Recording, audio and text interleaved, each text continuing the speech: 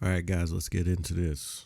This should be quick and easy. Get down quick and dirty. So Gwen Berry, she is being criticized over her anthem, national anthem antics, I guess you can say, response.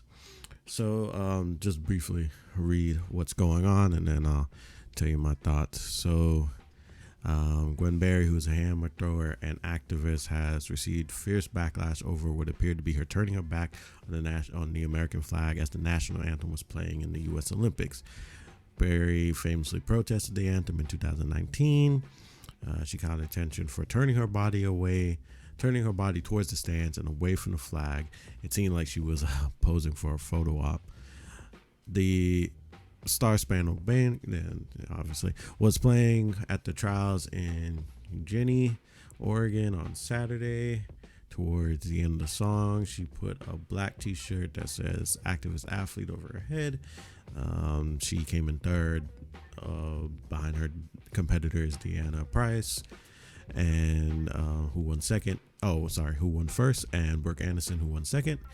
And they put their hands over their hearts, and they were, I guess, being respectful to the national anthem.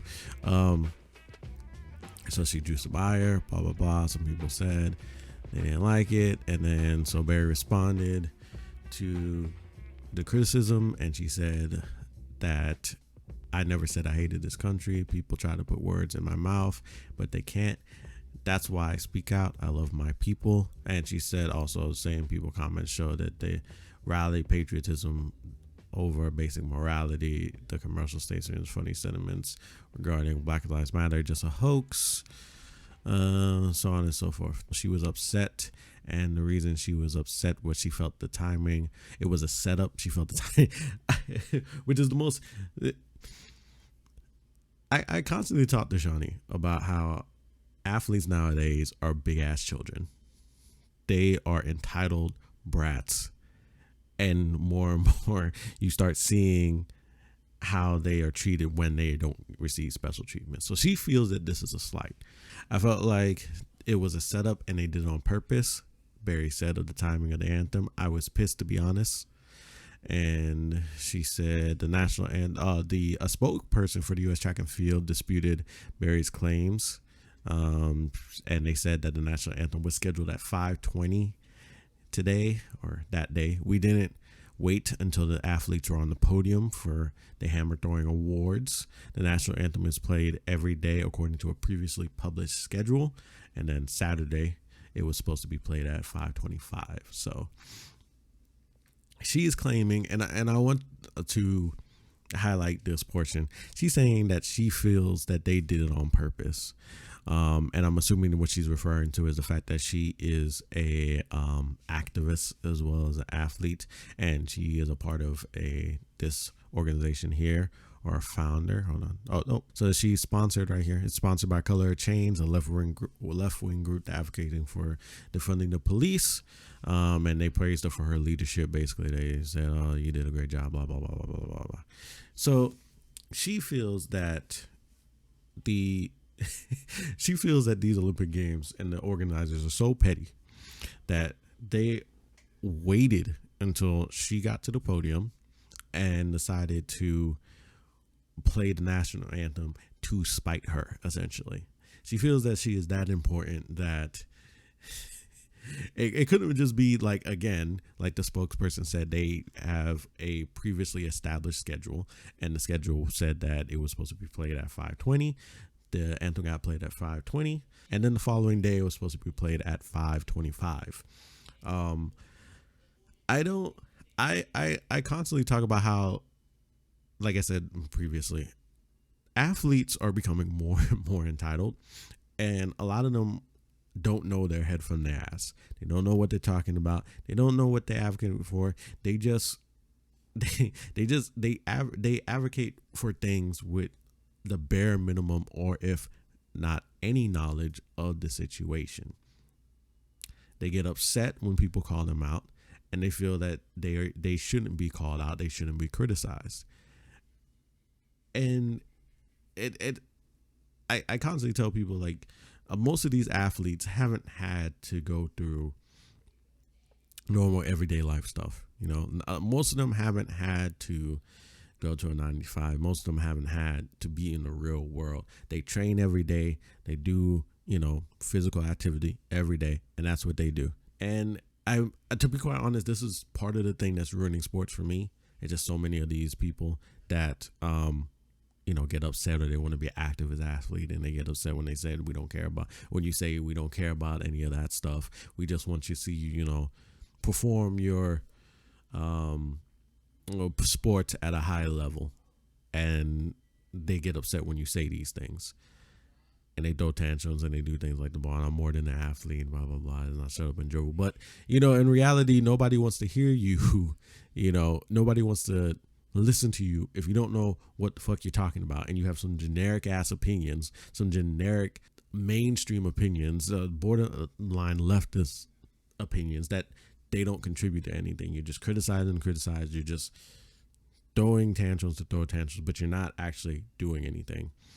Second of all, if that's the case about you feeling some type of way about the national anthem being played at its scheduled time or what, now why are you even in the Olympics or in the Olympic trials trying to represent your country in the Olympics? Why even? What is the point of even going to these, this competition, representing a country that you feel is inherently, fundamentally flawed and puts barriers in place for black and brown people, whatever they like to say nowadays, POC, whatever. They put these barriers in front of these people of color, quote unquote, which I hate that term. It's a step away from color people. But anyway, they put these barriers in front of these people in everyday life. Why would you then want to go and represent this same country? Doesn't really make sense to me. The country's going to get the accolades. You'll be hailed it as a, treasure or whatnot. Or maybe that's what it is. Maybe it's the fame, the accolades, the money, the platform that they're after. And they don't really care about, actively trying to make the situation better for black and brown people. Because again, her policy, and we'll just briefly touch on her policy, I won't make it all about that. I should make a separate video talking about this, and I probably will. But let's see her platform, for instance. Her platform is, defunding the police, or at least she's sponsored by a group that would like to defund the police and so on and so forth. The people of these communities that she's talking about defunding the police, black and brown people, the individual minorities, poor whites, whatever. The people in these bad neighborhoods and these places don't want the police actually defunded. What they want is more accountability. They want better training. They want, essentially, they want better training, more accountability of these police officers. They can do their job better. They don't want to take away funding. Maybe a reallocation of funding. Maybe seeing, looking at the books, seeing where the money is being spent and adjusting, so people can get more training. For instance, I know cop friends and people that work corrections and things of that nature, and a lot of their training is, they pay for their own training. They barely get any actual training, especially with firearms. They don't get much training. So maybe they should focus a lot more on, training, understanding the situation, reviewing policy that they have for handling certain situations, seeing where it can be improved, because anything can be improved. Everything can be improved. So maybe they should look into doing that. And then from there, actually work towards fixing these issues. But people in these neighborhoods, they don't want a defunding of the police. They don't want less police. Also, in these same areas where they've talked about defunding the police or have actively defunded the police, are seeing crime wave spikes, specifically and especially violent crime spikes in these areas. You look at Chicago, you look at New York, you look at Baltimore, you look at Minneapolis, so on and so forth. You see these areas having more and more crime. Now, where I live, I'm not having more crime. And that's because a lot of the issues that are plaguing a lot of these inner city places don't plague where I'm at. So I don't really have to deal with that. But at the same time, again, they're not actually listening to the people in these communities. These activists don't actually care what black people want unless it's what they want, because they are trying to push a particular agenda and push a particular narrative, so they can get whatever power, funding, or what have you, as you've seen with Black Lives Matter, as they've gotten a lot of funding. But now people like Tamir Rice's mom and other individuals are asking where that money is going, because again, these activists don't do anything for the black people. They don't do anything for minority people. They don't do anything for the class issue of, say, poor whites or anything like that. They just take the money, cry on their soapbox, tell everybody else they're wrong, and then when people are like, yo, where's the money that you promised to put into these neighborhoods, they never see it, because that's not their goal. Again, you see the lady that retired from Black Lives Matter, her name escapes me right now. She said that Black Lives Matter wasn't a fundraising organization. While we are a grant-making body and an action think tank, we are not a charity. We are a power-building body. And so it's important that people understand the difference between a charity and a power-building body. So there you go. Anyway, these are my thoughts on this. Hey, look at that. 12 minutes, about 12 minutes. Knocking it out. Well, if you like more of my thoughts, again, this is DJ from the Culture War. Please like, comment, subscribe. If you feel I deserve it, if you have any suggestions on what I can do better and how I can do better, please let me know. There are links in the description toward my other socials. I will be using my mind and so on for more often. Again, I'm kind of debating on whether or not I even want to make a Twitter. Twitter's kind of ass.